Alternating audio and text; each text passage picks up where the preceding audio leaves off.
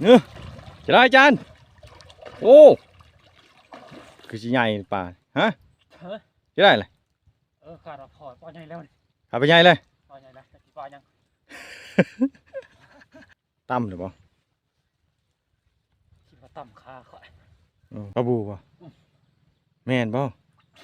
ปลาบูทุกคน ปลาคอ ปลาคอใหญ่ป่ะ เรียบร้อย โอ้โหคักอะไรโอ้จนเหลือมือหมอป่ะเนาะ โอ้ย โอ้ย ใหญ่ดีโอ้ มันสิเป็นทางไหน ตัวหนึงโอ้ใหญ่รุดอยู่จักวันอาทิตย์รุดเลยเท่านึง โอ้ยเฮ้ยเติม โอ้นี่วันนี้ทุกคนเอ้ยนี่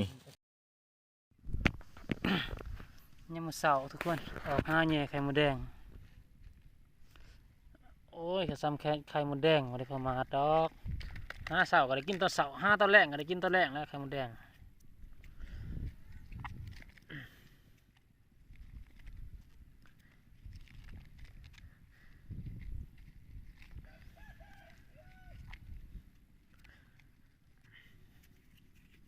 ไข่มดแดงบ่พอสิซื้อไฟดอกหากินเองได้ไข่มดแดง